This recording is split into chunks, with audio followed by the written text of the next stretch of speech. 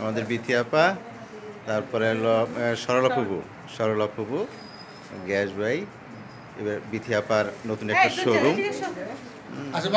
বন্দরখোলাতে। এই যে আমাদের 2 নম্বর ওয়ার্ডের মেম্বার জাহান ব্যাপারী, আপার দোকানটা এই বন্দরখোলা মোড়েই তার নিজস্ব জায়গার উপরে করছে। আশা করি আপা এটা খুব শীঘ্রই ডেভেলপ করতে পারবে। আমরাও মাঝে মাঝে এখানে কেনাকাটা করবো ইনশাল্লাহ।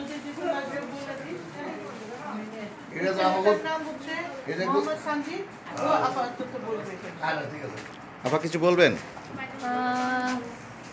এটা বলার কি আছে, এখানে আমি অনেক আশা নিয়ে, ভবিষ্যতের কথা চিন্তা করে আশা নিয়ে আমি এখানে দোকানটা করলাম।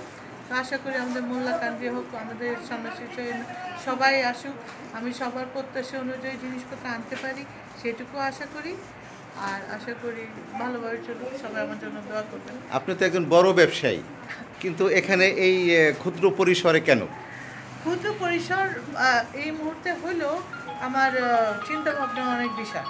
হ্যাঁ, আমি চাই এখানে ইয়েতে মোল্লাকান্দি হোক, মালেকান্দি হোক, বন্দরখোলা হোক, সবাই সব জায়গা থেকে মহিলারা আসুক। কারণ আমাদের গ্রামের মহিলারা তো কেউ শপিংয়ে যায় কিনা কতটুকু আমার ধারণা নেই, বাট আমি চাই তারা এখানে এসে স্বচ্ছন্দে এসে যখন বিষয় এসে বাড়ির কাছে আসে শপিং করুক, তাদের ঈদের শপিংটা এখানে করুক, এটুকু আমি আশা করবো আর কি। ধন্যবাদ আপাকে। তার মনের আশা যেন পূরণ হয়, তার এই রাজারচর এবং সন্ন্যাসীচর মানুষের খেদমত করার জন্যই তার আসলে মূলত ইচ্ছা। ধন্যবাদ আপাকে।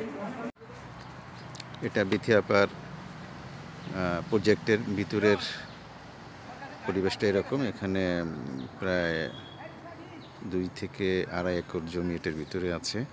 এখানে তার আসলে অনেক বড় একটা পরিকল্পনা আছে এখানে কিছু করার।